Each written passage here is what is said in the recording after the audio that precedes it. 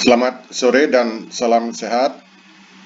Bertemu kembali pada mata kuliah Rehabilitasi Sumber Daya Ikan dan Lingkungan bagi mahasiswa semester 7 Program Studi Manajemen Sumber Daya Perairan. Pada perkuliahan minggu ini, kita akan membahas modul 4 dengan topik perencanaan rehabilitasi sumber daya ikan dan lingkungan. Modul ini membahas langkah-langkah perencanaan dan tata cara penyusunan rencana rehabilitasi sumber daya ikan dan lingkungan. Tujuan dari pembelajaran modul ini diharapkan mahasiswa nantinya mampu memahami tahapan dalam proses perencanaan rehabilitasi sumber daya ikan dan lingkungan dan memahami tata cara penyusunan rencana rehabilitasi sumber daya ikan dan lingkungan. Nah, diskusi pada modul ini dibagi dalam 3 bagian. Yang pertama, langkah-langkah perencanaan rehabilitasi. Yang kedua, diagnosis sumber daya ikan dan lingkungan. Dan 3, tata cara rehabilitasi sumber daya ikan dan lingkungan. Nah, modul ini secara keseluruhan akan dibahas dalam 2 kali pertemuan. Jadi pada minggu ke-6 ini kita akan membahas materi pokoknya, ketiga materi ini. Selanjutnya pada minggu ke-7 kita akan simulasi tentang penyusunan rencana rehabilitasi sumber daya ikan dan lingkungan. Langsung saja materi pertama, yaitu langkah-langkah perencanaan rehabilitasi sumber daya ikan dan lingkungan.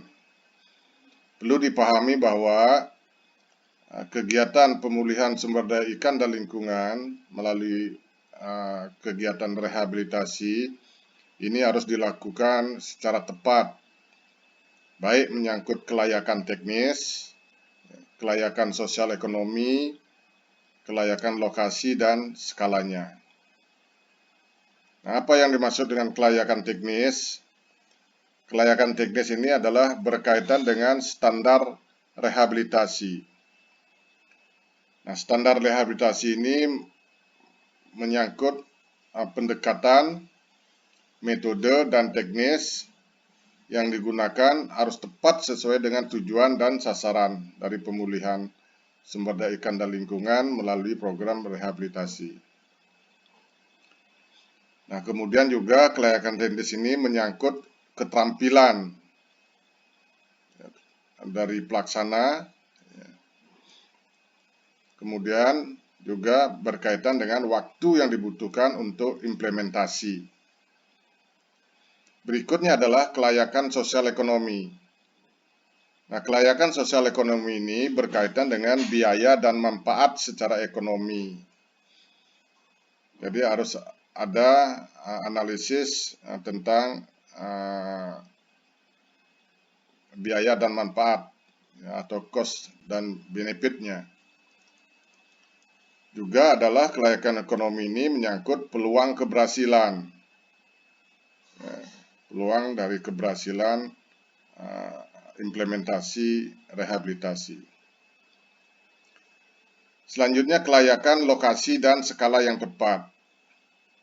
Nah, lokasi ini adalah berkaitan dengan lokasi rehabilitasi, sedangkan skalanya ya bisa skala lokal atau skala setempat yang biasanya berukuran lebih kecil. Ini biasanya dilakukan untuk perairan tawar, mungkin muara ya, dan beberapa sel pantai. Dan juga ada skala regional atau kawasan yang lebih luas. Nah, jadi harus memperhatikan kelayakan lokasi dan skala yang tepat. Berkaitan dengan kelayakan dari rehabilitasi, maka program rehabilitasi sumber daya ikan dan lingkungan ini harus dilakukan melalui perencanaan yang matang. Nah, perencanaan yang matang ini mengikuti langkah-langkah perencanaan sebagai berikut. pertama adalah diagnosis sumber daya ikan. Yang kedua, baru melangkah ke penyusunan rencana rehabilitasi. Nah, di dalam diagnosis sumber daya ikan dan lingkungan, ini terdapat beberapa tujuan. Yang pertama adalah untuk mengetahui faktor-faktor penyebab kerusakan, ya, dan sudah dipastikan bahwa faktor-faktor penyebab kerusakan itu sudah dihentikan atau dieliminasi. Kemudian juga untuk mengetahui tingkat kerusakan sumber daya ikan dan lingkungan, sehingga memang diperlukan upaya rehabilitasi. Jadi seandainya tingkat kerusakannya adalah dalam kategori tidak rusak, maka tidak diperlukan rehabilitasi. Kemudian langkah kedua, baru setelah memperoleh data ya, dari diagnosis sumber daya ikan dan lingkungan, dilanjutkan ke langkah kedua adalah penyusunan rencana rehabilitasi. Nah, penyusunan rencana rehabilitasi ini meliputi penetapan lokasi dan kesesuaian lokasi rehabilitasi. Juga yang penting adalah menetapkan tujuan dan sasaran rehabilitasi, karena kegiatan rehabilitasi itu mempunyai beberapa tujuan, apakah dalam rangka tujuan pemulihan struktur dari sumber daya ikan atau fungsional, pemulihan fungsi, atau ada tujuan-tujuan tambahan. Berikutnya adalah memilih metode ya, serta teknik rehabilitasi yang tepat. Karena misalnya untuk rehabilitasi terumbu karang atau mangrove, ya, terdapat beberapa metode dan teknik ya, sesuai dengan kebutuhan dan hasil dari diagnosis. Yang penting juga adalah pada penyusunan rencana rehabilitasi ini adalah merancang anggaran dan waktu, serta memastikan personil sesuai dengan keahlian dan keterampilan yang dibutuhkan. Nah, materi kedua ini tentang diagnosis sumber daya ikan dan lingkungan.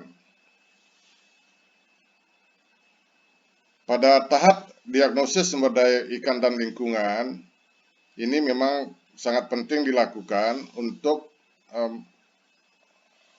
tujuan perencanaan rehabilitasi. Ini menyangkut dua kegiatan pokok.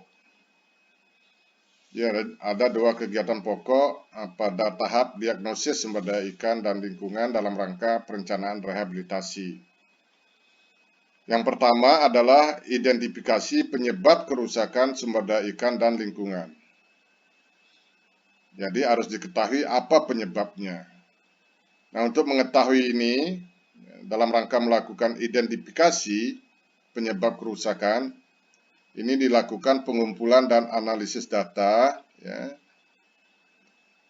dapat melalui survei lokasi untuk bertujuan untuk mengetahui lokasi sumber daya ikan dan lingkungan yang mengalami kerusakan, sehingga nanti bisa ditetapkan teknik-teknik rehabilitasinya. Nah, survei lokasi ini dapat menggunakan metode pengamatan lapangan atau survei lapangan. Penting juga adalah melakukan survei jejak kerusakan. Ini dalam rangka untuk mengetahui kapan kerusakan tersebut telah terjadi dan apa penyebabnya. Nah, untuk survei jejak kerusakan ini dapat menggunakan beberapa metode. Biasanya metode yang sering digunakan adalah metode wawancara kepada masyarakat setempat yang memang memahami betul lokasi tersebut sejak lama, ya, sehingga bisa menceritakan bagaimana proses kerusakan terjadi dan kapan mulai kerusakan itu terjadi. Nah, di samping survei, dapat juga memaparkan data sekunder, ya, terutama adalah citra satelit.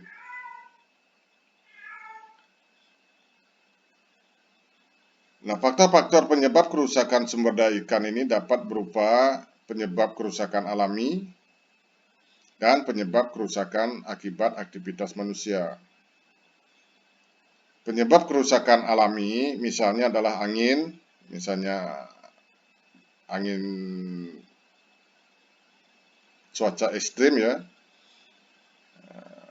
arus dan gelombang, misalnya gelombang badai, ya, gelombang badai pasang, perubahan suhu, mungkin ada kenaikan suhu selama misalnya ada kasus El Nino yang berkait dengan perubahan iklim, ada berkait dengan pasang surut, bisa juga karena sedimentasi, ya, keberadaan spesies predator, misalnya untuk terumbu karang itu mungkin terjadi peledakan dari mahkota berduri atau COT, crown of thorn, ya.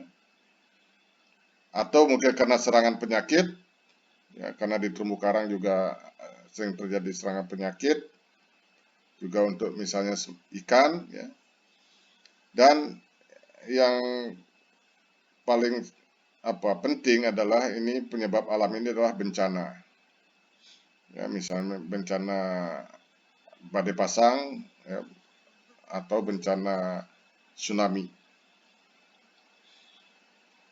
Penyebab kerusakan akibat aktivitas manusia ini banyak, ya, misalnya konversi lahan untuk kasus misalnya mangrove, penangkapan ikan dengan menggunakan alat bantu dan bahan, ya, baik kimia maupun biologi yang merusak. Bisa juga karena overfishing atau tangkapan lebih, ya. Bisa juga kerusakan akibat kegiatan-kegiatan di perairan seperti pengerukan, reklamasi, atau ada pencemaran dan kegiatan penambangan. Nah, yang kedua adalah setelah identifikasi penyebab kerusakan, kita juga harus tahu tingkat kerusakan dari sumber daya ikan dan lingkungan. Nah, ini dilakukan melalui identifikasi tingkat kerusakan sumber daya ikan dan lingkungan melalui pengumpulan data, ya. Jadi beberapa data yang harus dikumpulkan misalnya adalah kualitas air. Nah, pengumpulan data kualitas air ini dalam rangka mengidentifikasi tingkat pencemaran atau status cemar suatu perairan, terutama misalnya untuk perairan pantai atau perairan danau. Tingkat kerusakan, ya, atau tingkat pencemaran, ya, lingkungan berdasarkan data kualitas air ini dapat ditentukan atau diukur berdasarkan baku mutu air, ya, apakah untuk kehidupan biota perairan atau untuk peruntukan lain. Nah, baku mutu air sudah kita bahas pada kuliah minggu lalu. Kalau di laut ada baku mutu air laut, ya, baku mutu air laut untuk wisata bahari, baku mutu air laut untuk biota, dan baku mutu air laut untuk pelabuhan. Berikutnya adalah data tentang luas area kerusakan. Nah, data ini untuk mengetahui seberapa luas sebaran kerusakan sumber daya ikan.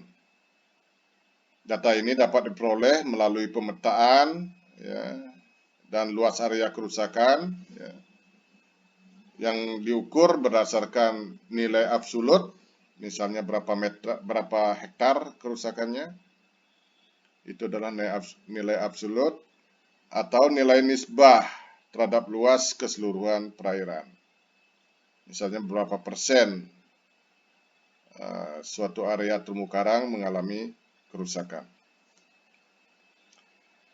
Berikutnya data laju kerusakan. Nah, data laju kerusakan ini bertujuan untuk mengetahui kecenderungan kerusakan dari waktu ke waktu. Nah, di sini tentunya diperlukan data time series beberapa tahun untuk mengetahui apakah kerusakan yang terjadi itu meningkat dengan laju yang semakin tinggi, atau dia konstan, atau telah terjadi penurunan. Berikutnya, data luasan atau tutupan. Nah, ini untuk mengetahui tutupan komoditas dalam suatu habitat, seperti tutupan terumbu karang, tutupan bentik terumbu karang, atau tutupan lamun. Nah, dari tutupan terumbu karang dan tutupan lamun ini, kita akan dapat mengetahui tingkat kerusakan habitat. Nah, tingkat kerusakan habitat ini, apakah dia tidak rusak, atau rusak berat, itu diukur berdasarkan baku mutu kerusakan terumbu karang, atau baku mutu kerusakan padang lamun.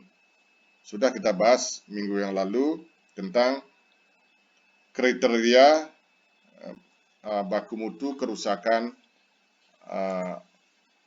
terumbu karang dan padang lamun, juga termasuk mangrove. Data berikutnya yang diperlukan adalah kerapatan vegetasi. Ini untuk mengetahui kerapatan vegetasi di suatu area seperti kerapatan vegetasi mangrove. Dari data kerapatan vegetasi ini, kita dapat mengetahui status kerusakan mangrove berdasarkan baku mutu kerusakan mangrove. Sudah kita bahas di minggu yang lalu. Berikutnya, data keragaman jenis atau keragaman spesies. Ini untuk mengetahui tingkat keanekaragaman spesies dan tingkat dominansi spesies di suatu habitat atau di suatu area tertentu. Nah, keragaman spesies ini dapat ditentukan berdasarkan indeks-indeks, ya, seperti indeks kekayaan jenis, indeks keanekaragaman jenis, dan indeks dominasi jenis.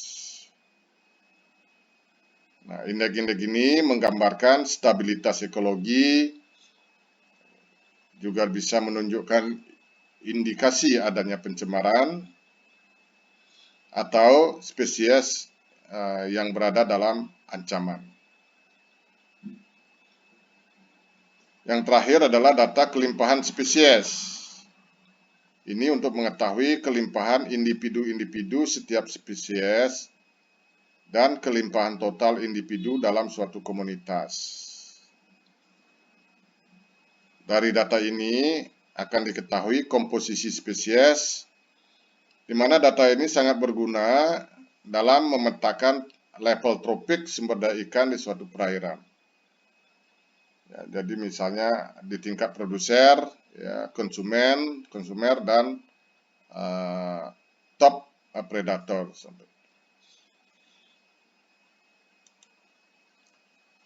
Nah, materi ketiga adalah penyusunan rencana rehabilitasi sumber daya ikan dan lingkungan. Nah, rencana rehabilitasi sumber daya ikan dan lingkungan ini memuat, ya, atau beberapa komponen penting yang harus ada di dalam rencana rehabilitasi sumber daya ikan dan lingkungan. Pertama, ini adalah berkaitan dengan lokasi rehabilitasi. Jadi lokasi rehabilitasi ini harus jelas, ya, dituangkan dalam peta yang dilengkapi dengan koordinat lokasi pemulihan atau lokasi rehabilitasi. Juga penting juga diuraikan mengenai status kepemilikan lahan dan atau penguasaan lahan dan perairan. Apakah lahan itu adalah lahan yang sudah misalnya ada hak milik atau hak pengelolaan, atau memang belum statusnya belum ada kepemilikan atau hak pengelolaan yang jelas. Komponen berikutnya yang penting adalah kesesuaian lokasi rehabilitasi dengan rencana zonasi dan tata ruang. Nah, misalnya untuk di perairan laut, ya itu penting kita melihat apakah di situ zonasinya sesuai. Karena ada beberapa batasan tidak boleh melakukan rehabilitasi pada zona-zona tertentu. Ya, misalnya adalah zona alur pelayaran atau daerah lingkungan kerja dan lingkungan kepentingan pelabuhan. Atau di situ alur infrastruktur, misalnya kabel listrik bawah laut atau kabel telekomunikasi bawah laut, ya, atau daerah-daerah yang menjadi daerah larangan. Berikutnya adalah kondisi biogeofisik. Ini dalam rangka menggambarkan kondisi perairan sebelum rehabilitasi. Jadi harus ada uraian kondisi biogeofisik. Nah, komponen berikutnya adalah kondisi sosial ekonomi lokasi rehabilitasi. Ini menyangkut adalah terutama aktivitas-aktivitas manusia yang berkaitan dengan lokasi rehabilitasi. Nah, hasil identifikasi penyebab dan tingkat kerusakan pada tahap diagnosis itu juga dituangkan di sini, ya, sebagai muatan penyebab dan tingkat kerusakan dari sumber daya ikan dan lingkungan. Ya, berdasarkan hasil identifikasi dan analisis data yang dilakukan pada tahap sebelumnya. Nah, muatan berikutnya adalah tujuan, ya, dari rehabilitasi, keluaran, ya, keluaran ini semacam outputnya, dan manfaat rehabilitasi atau outcome-nya. Nah, penting juga berikutnya adalah teknik rehabilitasi yang digunakan. Tahapan dan jangka waktu pelaksanaan rehabilitasi harus digambarkan, diuraikan dengan jelas, ya, dan rinci. Jenis dan volume kegiatan, ya. Jadi berapa besaran kegiatan rehabilitasi yang dilakukan, ya, misalnya untuk terumbu karang berapa hektar, atau untuk mangrove ya berapa hektar volume rehabilitasinya. Berikutnya, muatan berikutnya adalah pelaksana dan penanggung jawab kegiatan. Harus jelas siapa pelaksana dan penanggung jawab kegiatan. Dan diuraikan juga tenaga, ya, yang dibutuhkan, serta sarana dan prasarana untuk menunjang kegiatan rehabilitasi. Nah, yang sering dilupakan adalah juga rencana pemeliharaan selama proses rehabilitasi. Jadi kegiatan rehabilitasi itu tidak bisa berhenti begitu rehabilitasi selesai dilakukan. Karena harus membutuhkan pemeliharaan. Mungkin membutuhkan waktu beberapa tahun, ya. Misalnya untuk terumbu karang ya minimal butuh waktu 2-3 tahun. Begitu juga mangrove. Jadi harus jelas rencana pemeliharaannya. Dan terakhir adalah tentu pembiayaan. Nah, ini menggambarkan jumlah dan sumber dana untuk pemulihan. Jadi demikian materi kuliah perencanaan rehabilitasi sumber daya ikan dan lingkungan. Selanjutnya kita akan berjumpa kembali pada sesi diskusi. Sekian dan terima kasih atas perhatiannya.